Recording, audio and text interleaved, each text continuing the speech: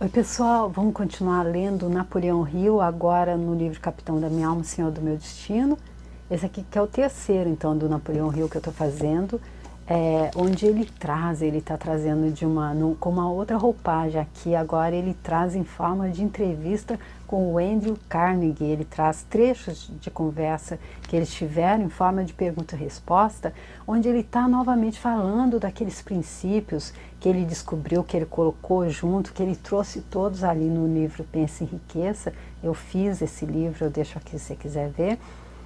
Que são os princípios para o sucesso, para uma filosofia de sucesso pessoal, como alcançar o sucesso. Como é que ele conseguiu isso? Trabalhando 30 anos, pesquisando pessoas bem-sucedidas e pessoas que fracassaram durante 30 anos da vida dele. Ele conta ali no livro Pense em Riqueza, depois ele conta de uma outra forma no livro Mais Esperto que o Diabo, eu fiz também, deixo aqui.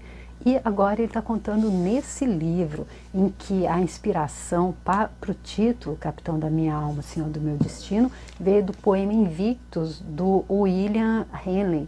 E esse poema termina assim: não importa quão estreito o portão, quão carregada de punições a lista, sou o senhor do meu destino, sou capitão da minha alma.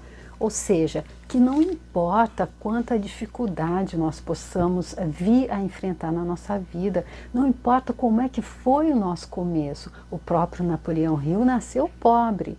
Ele que terminou a vida como milionário de muito sucesso, escritor, que foi até conselheiro de presidentes, muito sucesso em todos os setores, ele nasceu na pobreza.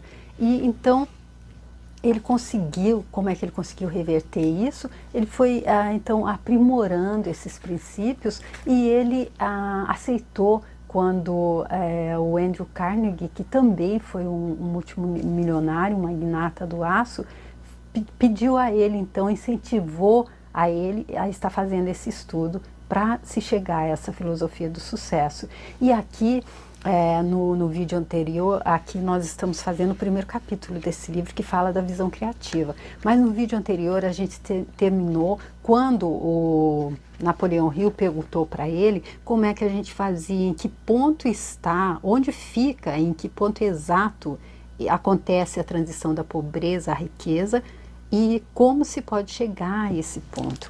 E aí ele começou dizendo que ele não ia, ele podia falar muito, mas que ele ia deixar para que nós mesmos, ele ia tá dando indícios, e nós, o próprio Napoleão, mas agora nós que estamos lendo, iríamos encontrar as nossas próprias respostas. Mas os indícios que ele deu foi que há que se está fazendo o que se requer, nada cai do céu em troca de nada, e há que se está se pensando no todo. Resumidamente, foi isso que ele disse.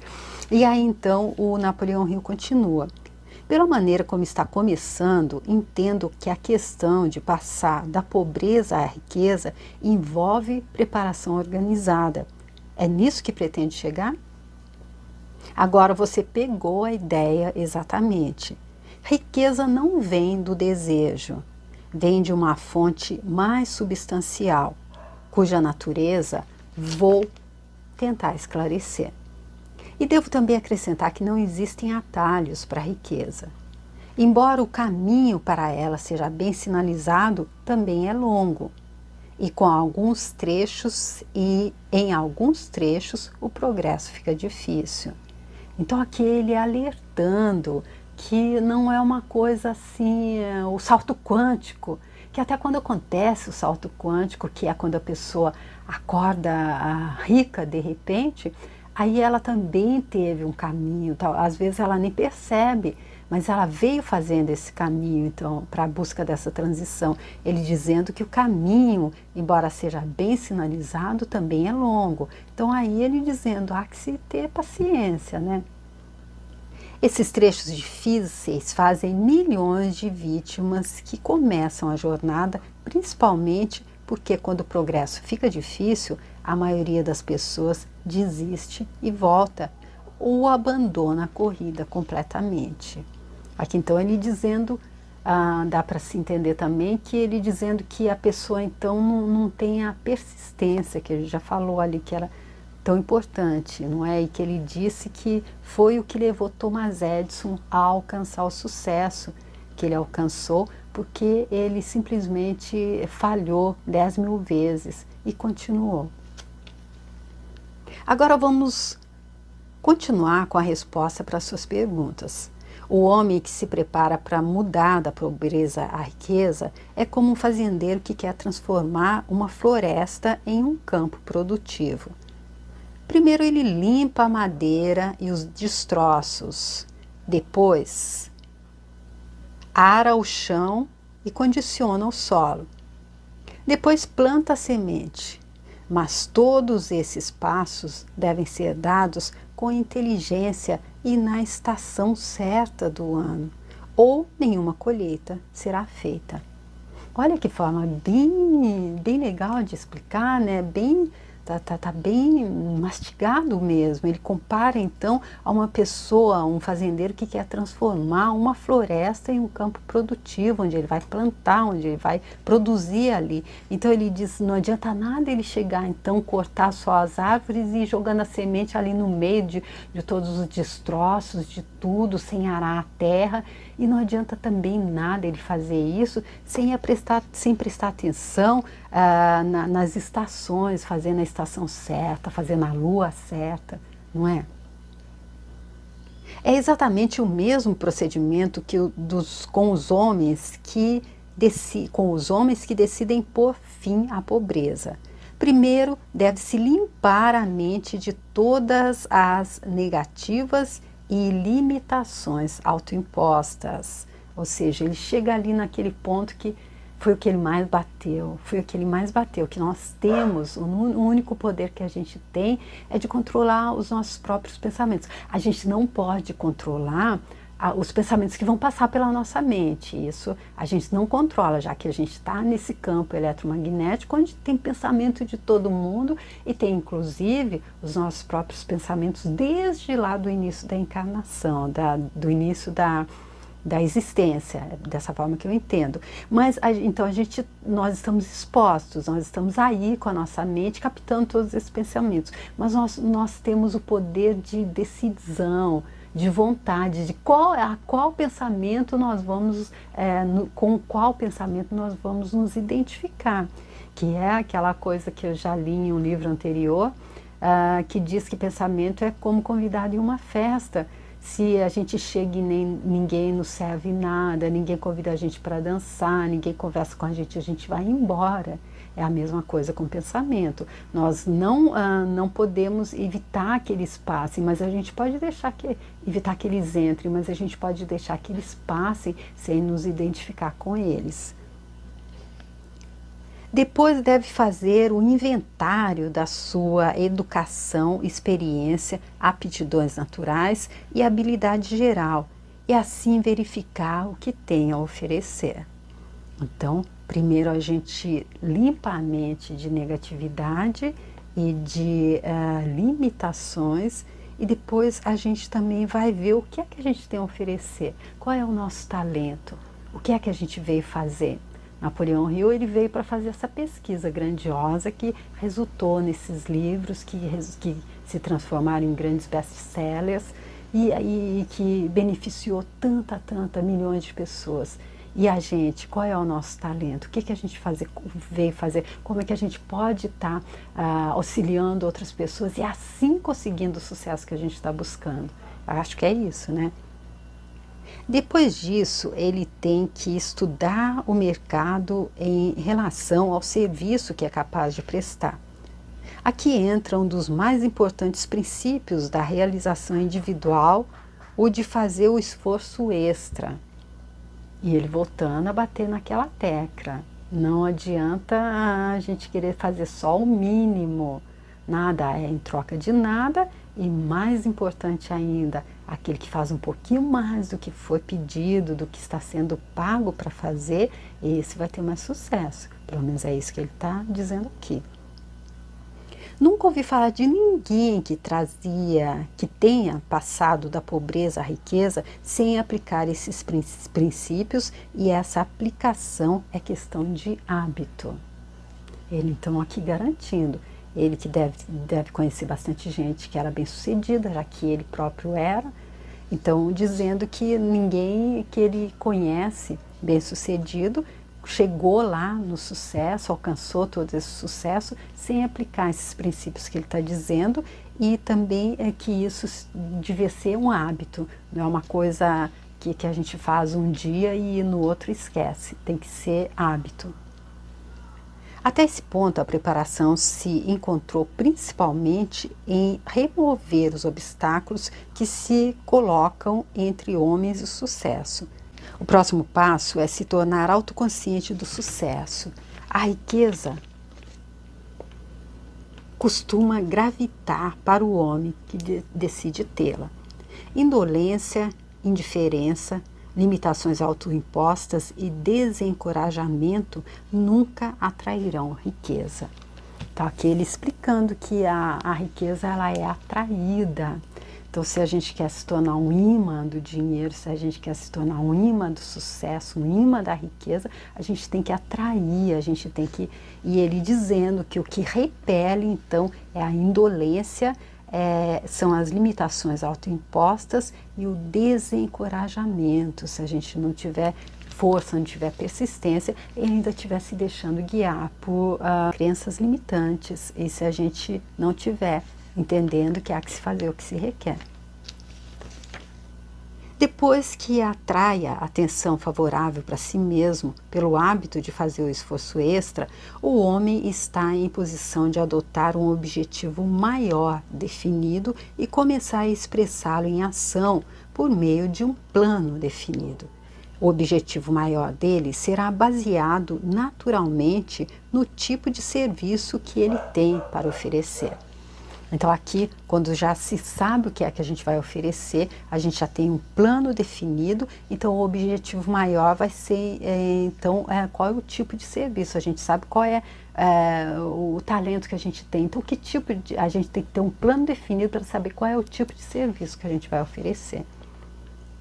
A partir desse ponto, ele aplica os princípios da realização individual em quaisquer combinações e em quaisquer circunstâncias que seu objetivo maior pedir. Mas lembre-se de que ele não desiste quando o progresso fica difícil. Se carregou a mente de maneira apropriada com a consciência do sucesso, ele não quer desistir. Essa preparação é essencial para a aquisição de riquezas. Então ele dizendo aqui que quem quer realmente passar da pobreza para a riqueza tem que ir seguindo esse passo a passo, há que se ter organização, há que se ter um plano, há que se ter um desejo, um objetivo, saber o que se quer e colocar isso ali no plano e trabalhar para isso, como aquele fazendeiro que então quer transformar uma floresta em um campo para produzir, para plantar. Aqui quero dar um aviso: o homem cujo único propósito é adquirir riqueza está mais propenso a se desapontar. A melhor de todas as atitudes para se começar a transição da pobreza à riqueza é ajudar. É aquela em que um homem centra seus pensamentos mais no serviço que presta do que na riqueza que está buscando. Olha aqui, então ele não se cansa de estar repetindo, é isso que ele já disse ali no início. Se estivermos pensando só na gente, vai ser mais difícil, vai ser quase impossível. Aqui ele dizendo novamente, se o propósito é adquirir... o único propósito é adquirir riqueza, então ele está mais propenso a se desapontar. O propósito, então, aqui maior que eu estou entendendo, ele está dizendo, é o propósito de servir, o propósito de ser útil, mostrar o caminho para os outros também. Aí sim, como o exemplo do próprio Napoleão Hill e do Andrew Carnegie, quando ele, magnata do aço que era, ao invés de ir aumentando o preço do aço cada vez mais, pensando que era dessa forma que ele ia ficar cada vez mais rico, ele baixou o preço do aço, ou seja, ele sabia que se ele desse condições a outros de estarem adquirindo com mais facilidade, eles alcançariam sucesso, e o sucesso é como ele se refletia nos outros e voltaria para ele.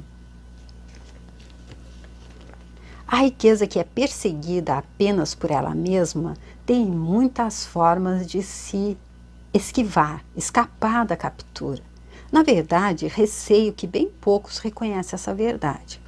Acredito sinceramente que o melhor jeito de um homem acumular riquezas é se tornando indispensável por meio de alguma forma de serviço útil. Olha, gente, que basicão, que coisa interessante ele dizendo aqui, se tornar indispensável fazendo algum serviço útil, e aí é o caminho para ficar rico, olha só.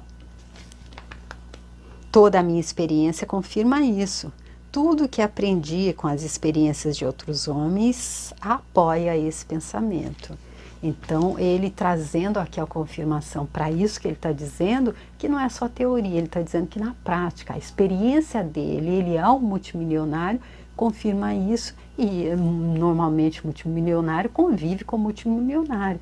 E ele dizendo que as pessoas com quem ele conviveu também confirmam essa máxima que ele está dizendo, que se nunca não adianta, nunca é muito ler novamente, se tornando que quem quer acumular riqueza, quem quer, deve se tornar indispensável por meio de alguma forma de serviço útil.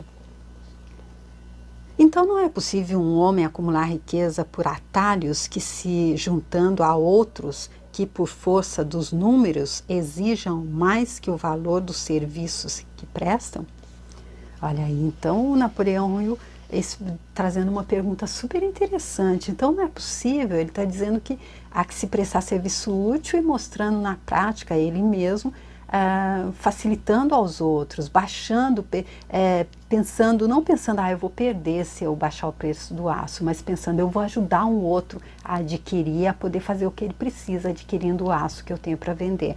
Então Napoleão Hill perguntando, mas não é mais fácil tá dando uma volta e tal, ao invés disso aumentando o preço mesmo? Eu digo que tá com desconto, mas na verdade eu já aumentei mais o preço, alguma coisa nesse sentido. Ele diz, assim, os homens podem e às vezes usam atalhos para a riqueza, mas suas chances de sucesso são tão remotas que esse método é altamente incerto.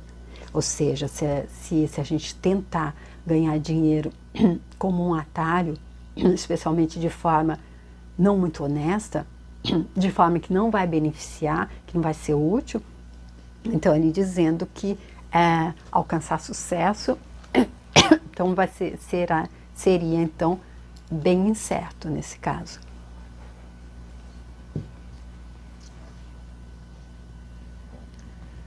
Não é incomum que leve à prisão e às vezes a um destino pior. Olha aqui então ele dizendo. Até pode parecer que dá certo, mas quando descoberto aí a gente pode até perder a própria liberdade.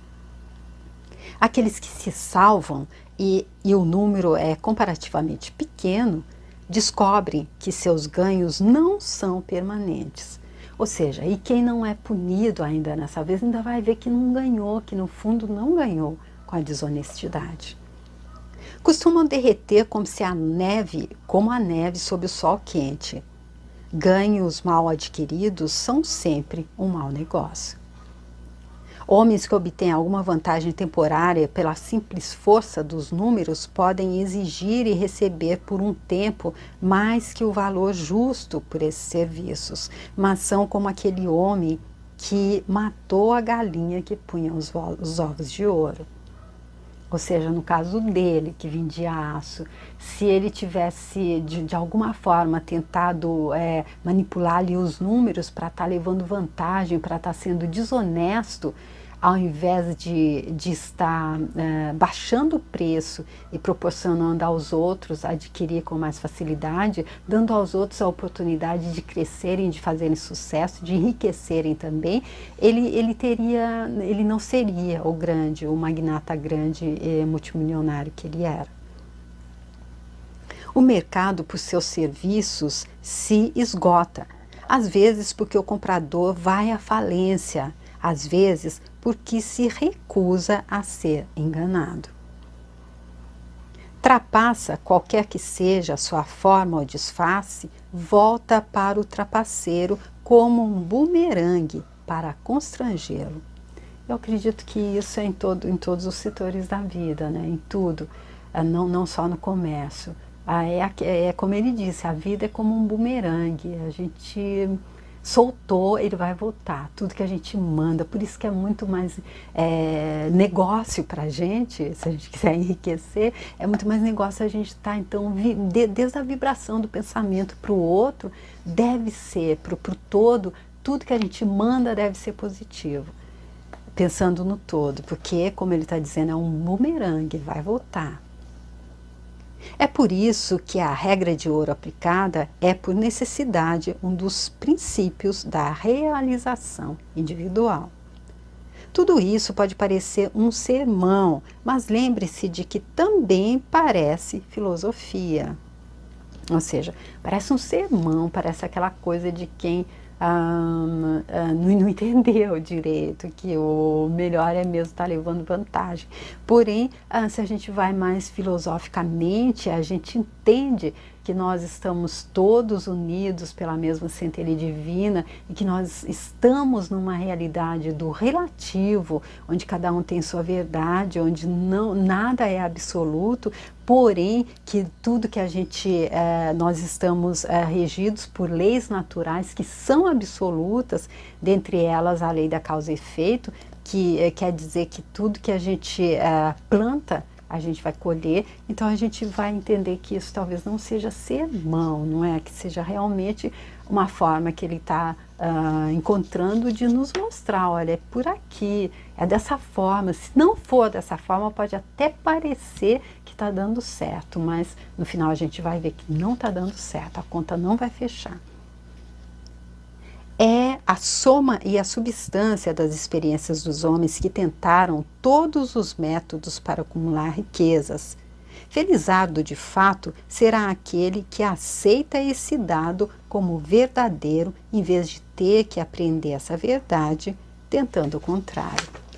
Aí ele sendo generoso então com a gente, mostrando que não é preciso a gente tá indo buscar comprovar, tá bom, então como a lei então da causa e efeito dentro da lei da gravidade, então não, comigo não acontece, eu sou super importante, eu vou saltar dessa janela e vou flutuar, não vou estatelar lá no chão. Então a gente não precisa ir fazer esse teste se a gente ouviu então o que ele está dizendo, é isso que ele está dizendo. Se a gente quer aproveitar essa informação que ele está passando de como passar da pobreza para a riqueza, a gente deve estar prestando atenção nesses princípios básicos que ele está falando, que é exatamente estarmos pensando no todo e fazendo o nosso máximo. Qual é o requisito mais importante do homem que pretende acumular riquezas, pressupondo que seja possível resumir a resposta a uma coisa mais importante que todas as outras? E aí Napoleão Hill facilitando mais ainda para a gente. O Andrew Carnegie já trouxe bastante informações, mas ele pedindo então que ele resuma como é que a gente faz, qual é o ponto para passar da pobreza para a riqueza e como é que a gente então alcança esse ponto. Isso é fácil. O mais importante é a habilidade para negociar com outras pessoas com um mínimo de atrito, de forma a obter o máximo de cooperação amistosa. Isso é simplesmente outro jeito de dizer que a coisa mais importante da vida são as relações humanas. Todo sucesso e todo fracasso são resultado de relações humanas. Ou seja, aquilo que a gente também não adianta a gente querer impor nada goela abaixo de ninguém. Nem ele, essa verdade dele, ele não pode tentar impor goela abaixo de quem ainda não está preparado para entender dessa forma. Quem ainda acha que é levando vantagem mesmo sobre o outro, que é isso, que eu tenho que trazer tudo mesmo só para a minha sardinha, que eu tenho que estar olhando só para o meu umbigo mesmo. Não adianta tentar enfiar essa verdade dele goela abaixo, que não vai dar certo. Até nesse ponto. E em tudo mais, na forma como se a gente quer Porque já que estamos todos aqui, não dá para se fazer nada sozinho, nós estamos todos em sociedade, estamos todos ligados, todos unidos. Então, para a gente conseguir também passar da pobreza para a riqueza, está intrinsecamente ligado a como é que a gente está, então, se relacionando com o outro. Ele está dizendo, então, aqui que a coisa mais importante da vida são as relações humanas. O homem que aprende a negociar com outros a fim de conquistar a confiança deles e a cooperação amistosa, percorreu 9/10 do caminho para o sucesso. Daí em diante, a jornada será definida e fácil. Nessa conquista, a regra de ouro e o princípio do esforço extra são de vital importância. Então, aqui ele dizendo, além nesse princípio então de estar se tendo a relação, entendendo que a relação humana é a coisa mais importante, como é que a gente se relaciona com o outro, porque é uma mão lavando a outra o tempo todo. Então, aí a gente tem que estar tendo ficar prestando atenção na regra de ouro, então, que é estar sempre pensando no todo e fazendo o nosso melhor, e também com o princípio do esforço extra, que é aquilo de estar fazendo um pouquinho mais do que aquilo pelo que a gente está sendo pago, ou está tendo boa vontade. Eu acredito, quando a gente trabalha também com boa vontade, não só quando o chefe, quando o patrão está olhando. Mesmo que a gente seja deixado sozinho, a gente vai fazer tudo que a gente está sendo pago para fazer, e até se aparecer mais alguma coisa sem que ninguém precise mandar, e com boa vontade. Acredito que seja isso. Então eu deixo aqui, ele vai continuar ainda discorrendo sobre isso, mas para que não fique muito longo. Está tão interessante, né? Ele está nos mostrando como passar da pobreza para a riqueza. E então eu volto com vocês para dar continuidade nesse capítulo, que o título é então Visão Criativa, desse livro então aqui, que é Capitão da Minha Alma, Senhor do Meu Destino, do Napoleão Hill.